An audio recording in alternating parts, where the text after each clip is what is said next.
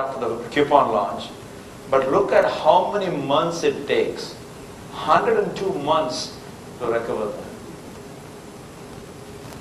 This is unbelievable. 102 months. So if you divide that by 12, approximately 8 to 9 years it takes. How can they survive? So CBS had a major coverage on this. So they interviewed me and I said this is something wrong. So they said, how do we know what you say is true? So I said, go and interview the retailers. So they interviewed the retailers. They interviewed the pizza retailers, car wash and others. And they all said that we'll never use this program again because we lost so much money. I don't know whether we'll ever recover this shortfall in profits. So there is a video link also in my website that you can see what the media interviews have said about this if you want to dig in more about this. So month 99 onwards, probably they will make some profits. So how do you avoid this? Can this be salvaged? So that's why we are here. What can we do to reverse this course, this disaster? So first is, customer acquisition does not always lead to profits. We clearly want to say here that the expectation in the ethnic restaurant was, you have a $20 coupon that you bought for $10 as a consumer, that you would go to the restaurant and just not use the coupon, but you would also order drinks, some additional meal, and then also a dessert, so that there will be upsell, cross-sell beyond that. But lo and behold, the truth was, they never spend. Because the very fact that these are deal-prone consumers, they like the deal, they just want to go and buy what is on deal, spend and come back. They are not the candidates for upsell, cross-sell. So that was the first mistake, the expectation of upsell, cross-sell. But we need to find out how to bundle this offering. Second was, deep discounts could become dearer to businesses. So one-time deep discount is not a permanent discount. Customers may not be ready to pay a higher price the next time, so they're waiting for another deal. This restaurant may not offer, but another Indian restaurant, another Lebanese restaurant offers, so they buy the coupon and go there. So can offer coupons that are valid only on lean business days. So the remedy is, when you offer this coupon, say it is valid for Tuesdays or Wednesdays, where very few people go out and eat during dinner time. So that is one way to do that. The top one is, when you acquire these customers, encourage them, saying that this is what it is for, restrict the items. We went back to the ethnic restaurant. When they wanted to promote again this coupon, what they said was that you need to buy at least for $80 worth of things for $40. And it is not valid for the buffet, so they made it very restrictive on where you can use it. So this way, you may not get as many customers as you want to, but at least you won't dig deeper in losses. So that is the key thing there. And then the third, the remedy is, they can cannibalize revenue from existing customers. So how do you prevent this coupon being given to an existing customer? So is that possible? So the retailer can prevent it by saying, you enroll all these customers into a loyalty program or a frequent visitor program, and they give them a number. So when they go, take this coupon and go to this ethnic restaurant, they would know that, well, every time you go, you swipe the card, they would say that it's not valid. If you already belong to this loyalty program and this rewards program in this place, you're an existing customer, it's not valid for existing customer. Just by putting that, the existing customers will not buy it, because they always have this fear. I buy this, I go to the restaurant, and they say, oh, you're a regular customer, we can't honor this coupon. So it's wasted, so they refuse to buy it. So then you target only the new customers. So you can suggest something like that. Have we done these three things and have we reversed this? Answer is yes. So here is a simulation. So what we have done, with these retailers is, let's now go and look at it. If you add the way you are practicing, if you add one more customer, the way you are practicing, you're going to lose $14 more. You're going to do $17 in car wash, $14 in ethnic restaurant, and $39 in the beauty salon. This is one way. So we were figuring out what is the best strategy for each of these restaurants to reduce the shortfall in profits that came right after the first month. So we looked at what if we decrease the coupon rate by 1%, meaning they're giving you 60, 70, 80% off. Instead, reduce it by just 1%. From 80 to 79%, what happens? Even that 1% difference you see, the shortfall in profits is reduced by 68. Here, by adding customer, you're incurring more losses, but at least the losses are being reversed here. By reducing the discount by 1%, you're reducing the shortfall by $68 to $126. Now, if you decrease the number of existing customers receiving the coupon by 1%, suppose 50% of the customer base, existing customer base is getting this coupon, and you decrease this by 1%, 49%. Then you see the shortfall is reduced even larger from 187 to 495.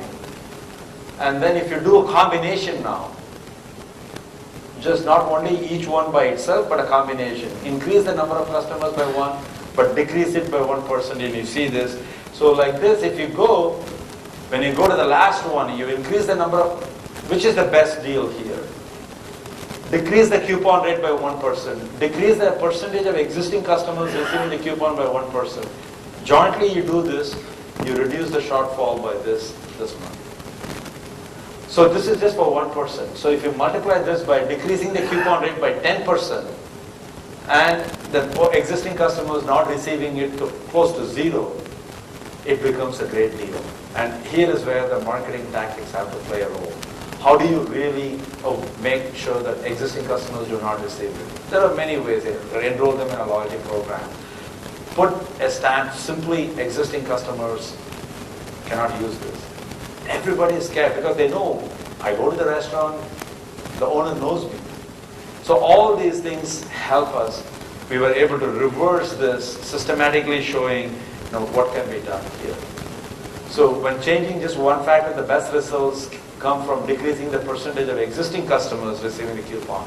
In other words, make sure that existing customers don't receive it. When you do the multiple things, you saw what happened. The best results come from decreasing the rate as well as not letting the existing customers use it. So here is where the strategy, and I'm going to tell you some other business where it really works. A skydiving business, says offers, normally it's $400 to learn about skydiving. But here, you can learn for $100. Buy this coupon, come and learn this. Here it can work. Why it can work with a deep discount? Because this is just a one-time deal.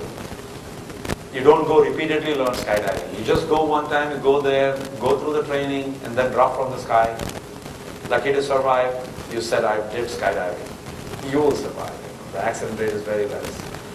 So, why $100? Because they already have the fixed cost. And we are looking at the marginal cost of adding few more customers one at a time, 1, 2, 3, 4. And the marginal cost, here is a diving instructor, can take 8 customers, it's the same cost, 2 customers, it's the same cost. So if they have only 2 people signed up, I might as well get 6 more customers for whatever rate that they are willing to pay, which is the deep discount. And so businesses like this, you can see it working. So the campaign objectives should be, I just want customers one time. And you can design personalized and targeted social coupons. Why should it just be a heavily discounted one? It can also be something that if you buy this, you can get something else combined at a value. Bundled offer if you consume multiple products. And so we have done that. If you go to the restaurant, unless you buy a dessert or a drinks, this coupon is not valid to offer. So again, you reverse this. So the question is, you can say it won't be as effective as the first time. But first time was not effective. For who it was effective? It was effective for the consumers and the social coupon service providers, but not for the businesses that are launching this. And design coupons based on the nature of service, like the skydiving or scuba diving, things like that, you do one time, learning. Consider alternate promotional campaigns. Combine this, always combine this with strategy of a referral. You bring in more customers. If you bring in 3 other customers, this coupon is valid. And we will also discount them, the 3 new customers who are walking in, by 10-20%. So again, you are encouraging your customer base to bring more. Again, we have tried and shown how it works. And lastly, you can also use location-based mobile device, meaning if you are in the vicinity area, it's Foursquare, something that, again, was started by a few people of Indian origin. They're clearly focusing on, if you're near the Starbucks, come use this, you have 30-40% off. So here, it was not a planned visit to Starbucks, but you increase the frequency of the visit by this deal, which is not heavily discounted, but something attractive. So that's about, in terms of the social coupon, what you saw there. But has it really worked, and can we really measure the ROI of a social media campaign? What can the successes teach us? So in the next 20 minutes, I'll share with you what it can be. Can your customers be your marketers? So this is a study that is forthcoming in marketing science and was recognized recently. And if you look at the power of word of mouth, in the traditional days, you tell something, I tell you, even the time when we graduated. Well, I can see in 81, 80, we took the punch cards to the computer center for batch processing. Every time we write a program, you got to go through the batch processing and then see an error, syntax error, again go back and submit to see the life you have today. And that's the transformation that has happened today in terms of what it is to tell to 6 people, whereas here it goes to 6,000, almost instantly.